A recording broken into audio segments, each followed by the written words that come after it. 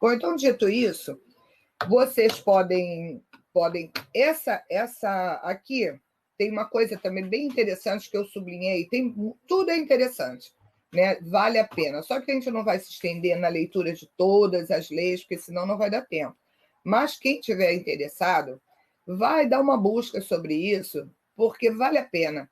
Então, olha só, a União apoiará técnica e financeiramente os sistemas de ensino no provimento da educação intercultural às comunidades indígenas, devolvendo programas integrados de ensino e pesquisa. Então, isso aqui eu achei muito importante falar que cabe à União fazer o provimento técnico e financeiro, né, dessa educação.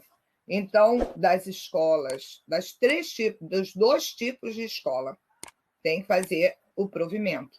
Tá? É lei. Aí as pessoas vão dizer assim para mim, mas isso é um privilégio, blá, blá, blá, blá. Não, não é. A escola pública é para todos. Uma pessoa de origem europeia pode chegar na escola pública e se matricular. De origem árabe, se chegar alguém hoje, chegou alguém dos países, sei lá, dos países nórdicos, da Europa, ou de qualquer lugar do planeta, e falar assim, eu vou morar no Brasil, tenho os documentos para morar no Brasil, a partir daquela hora, eu mesma já dei aula para aluno árabe, entendeu? E eu me esforcei para poder, porque ele não conhecia direito a língua portuguesa ainda, e eu é que me adaptei ao aluno. Então, o aluno que chegar de qualquer lugar do planeta, cabe a mim como profissional, a escola é pública, e é para todo mundo que tá legal no país. Muito bem, então, os indígenas terem uma escola pública para eles é legal, está dentro da lei. É um direito que todo mundo tem. Então, se uma pessoa passa a morar no Brasil hoje, vier da Inglaterra morar no Brasil e quiser matricular o filho numa escola pública, pode. Por que os povos originários não poderiam ter suas matrículas? E aí eles têm que ter a escola deles.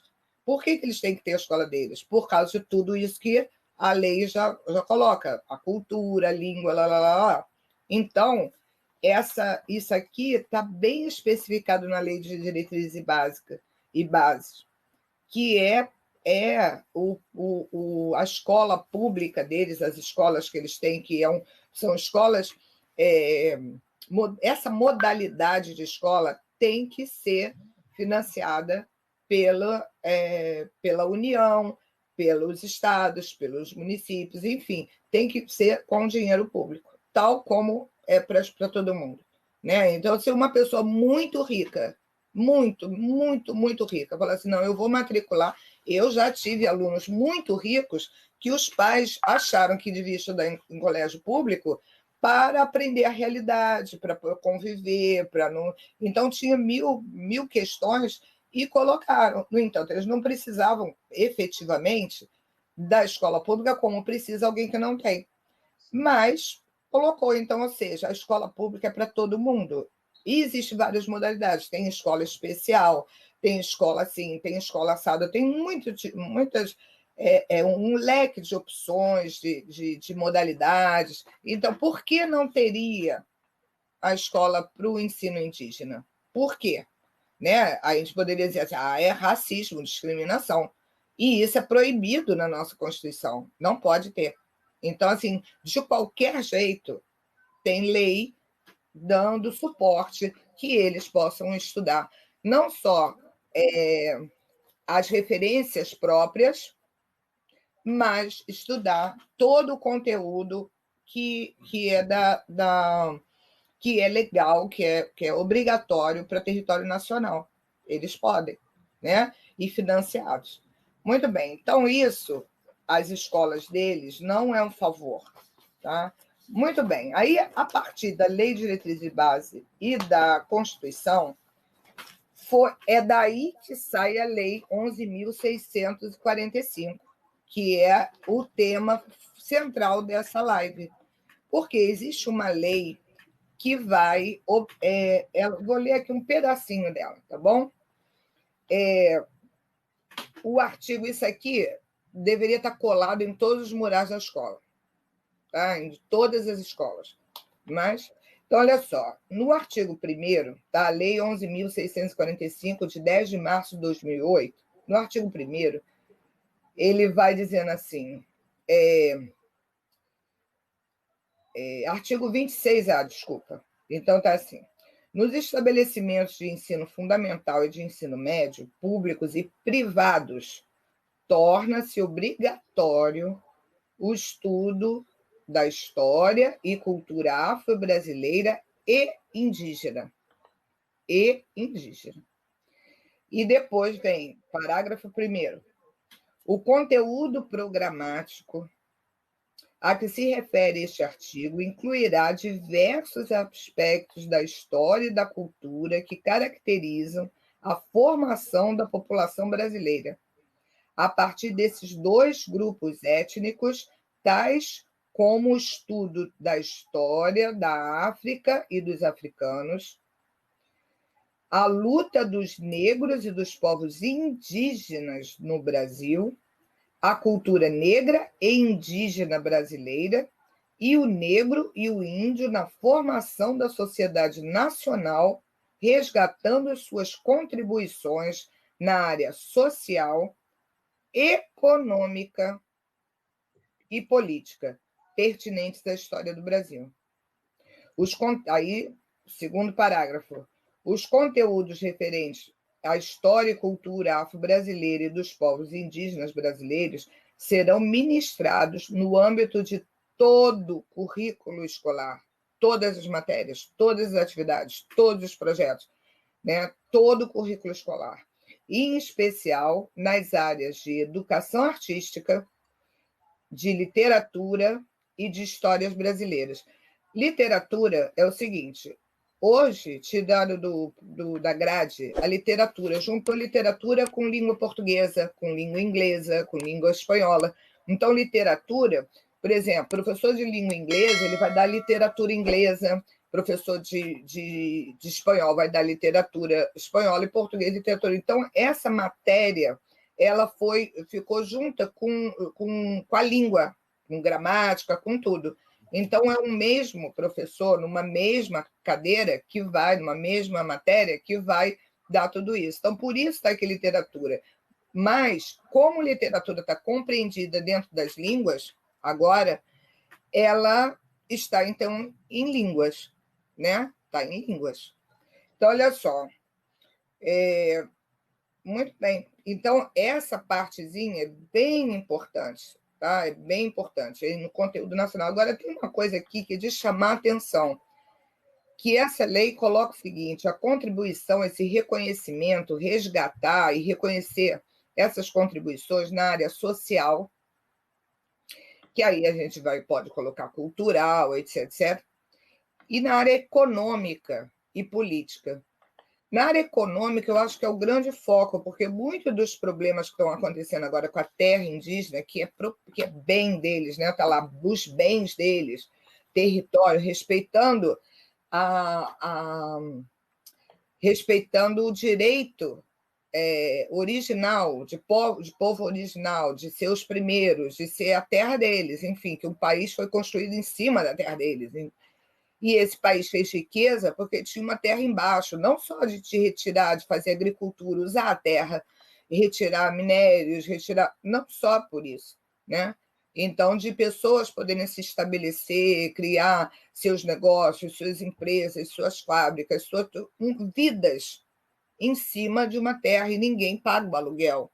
Até hoje, ninguém paga assim, tipo, o país foi construído em cima das terras de gente, tinha gente, né? Então, não foi assim, os primeiros a chegarem aqui, então tá legal, essa terra é minha, que tá vazia, não tem nada, abandonada. Não foi isso. Então, esses povos originários, eles são os donos da terra. Por lei, fica até uma coisa meio contraditória, porque o Brasil, ele nas leis tem o direito à propriedade. E assim, eu escuto de vez em quando coisas assim, por exemplo, um agricultor está falando, nossa, porque essa fazenda, essa coisa, eu herdei do meu pai, que herdou do meu avô, tá há 100 anos, ela é da nossa família, mas o Brasil tem a terra tem muito mais de 100 anos. Então, quando os portugueses chegaram aqui, depois foram vindo levas de pessoas da Europa e se fixaram sobre a terra de alguém.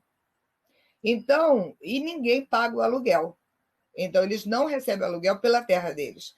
Sem contar que também teve muitos crimes de morte, e foi não só de um grupo de outro continente se estabeleceu, né, em cima da terra deles, como matou eles para fazer isso. Então, roubou, assaltou e matou. Então, eles passaram por assalto, eles passaram por roubo e eles passaram por assassinatos dos ancestrais deles. Então, o Brasil, né, ele está devendo imposto para eles, está devendo aluguel, está devendo indenização por danos morais e físicos, tá, entendeu? Então, assim, é muito contraditório que num país que garante tanto a propriedade, garante tanto a antiguidade, né? Quando alguém chega, não, eu cheguei nessa terra, fui o primeiro que cheguei aqui, então eu quero o meu direito de posse, mas eu quero não sei o quê. Mas tinha gente antes. Então, assim, isso é uma contradição. E não reconhecer esse direito dos indígenas é mais contraditório ainda, porque se alguém fala assim, eu tenho antiguidade nessa terra, então eu quero um documento que ela é minha. Então, e não reconhecer que os indígenas têm antiguidade na terra, e não reconhecer o espaço deles, o território deles, invadir, ficar querendo tirar as coisas deles, o que tem debaixo. Imagina se chega num fazendeiro e fala assim: olha, tem ouro aqui debaixo dessa terra, eu quero esse ouro aí, vou entrar e vou tirar. Isso, o fazendeiro vai entrar na justiça, ele vai dizer, não, é minha terra, o ouro que tem aqui debaixo. Ah, mas você não tira? Tudo bem, mas é meu.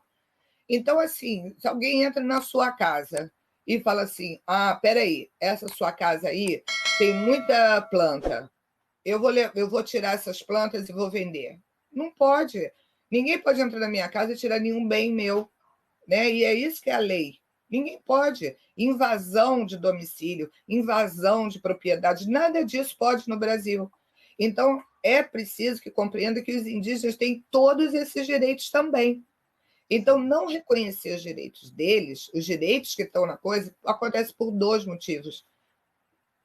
Primeiro é a ignorância, não saber que eles têm esses direitos. Então, as pessoas se aproveitam de pessoas que não têm direito, né? Mas eles pensam que não tem, mas tem.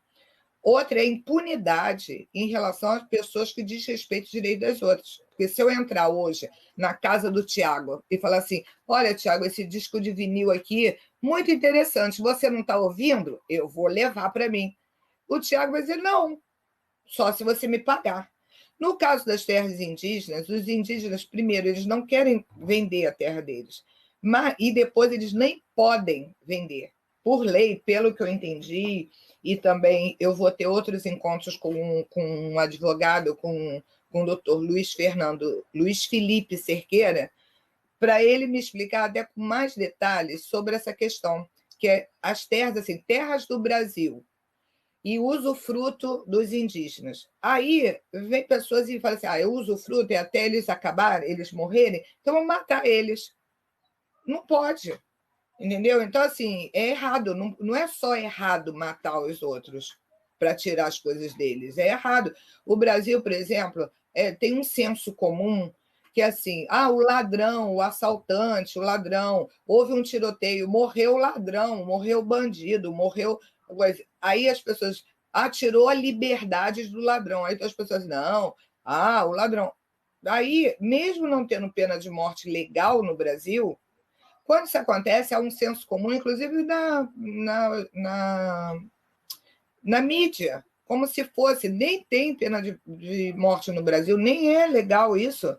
Tem que passar por julgamento, lá. E mesmo depois do julgamento condenado, continua não tendo pena de morte no Brasil. No entanto, existem várias medidas. Agora, há pouco tempo, o governador do estado, há um tempo falava, não, vai dar tiro, vamos contratar atiradores, quer dizer, ele estava dizendo assim, vai ter pena de morte, independente do que diz a Constituição, é bagunça. Então, o que acontece? Ninguém aceita. Quando isso acontece, por exemplo, se alguém passa um assalto na rua, nem precisa ser dentro da sua própria casa, na rua, e é morto, todo mundo fala, nossa, esse assassino tem que ser preso. Nossa, esse está errado, não pode. Ah, assaltou. Não, não, não. Agora, quando assaltam os índios, ou quando matam os índios, aí pode. Então, o que a gente vai achar que isso é? Racismo. Uma raça pode e a outra não pode. Então, isso é uma discriminação negativa. Quer dizer, discrimina-se um grupo que fica assim, ninguém reconhecendo seus direitos, fazendo qualquer coisa com eles. Isso é errado e isso é ilegal. Então, assim, uma pessoa que recrimina o assalto e o roubo, ela não pode concordar que indígenas sejam assaltados e roubados nas suas terras, ou na sua cultura, ou na sua identidade, ou seja, ele negado a liberdade, porque isso está na Constituição. Então, quem ama a liberdade para todo mundo. E outra coisa, quando alguém é assassinado, todo mundo se comove, mas em determinadas etnias, em outras não, tudo bem. Então, isso é uma manifestação de racismo, é que as pessoas não notam, pensam que racismo é só xingar. Não, racismo é quando existe uma ideia que uma raça pode ter direitos, pode ter segurança, deve ser defendida pelo Estado, né, de malfeitores, etc., mas que as outras, tudo bem, que é uma tristeza, todo mundo fica triste. Mas aí fica aquela situação, se todo mundo souber que tem esses direitos legais, as pessoas que amam a justiça, elas não vão votar em gente que não reconheçam esses direitos que são legais.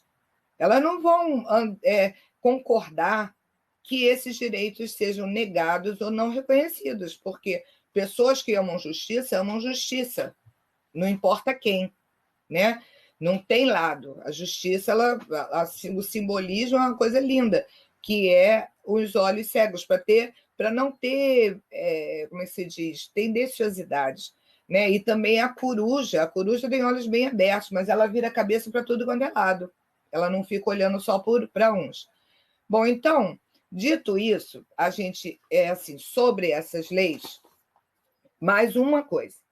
Com essa coisa toda que eu falei aí, tem a ver com uma coisa que eu queria muito chamar a atenção, que é o seguinte, a Lei 11.645, ela não é privilégio, ela não é esmola, ela não sai do nada, ela sai por princípios e valores constitucionais, leis, mas também tem outra coisa, ela fica bem claro que a União, que os estados, os municípios, enfim, que o Brasil tem, vamos dizer, uma obrigação, não só legal, mas também moral, de tentar, vamos dizer, reparar as perdas, os danos, os prejuízos, as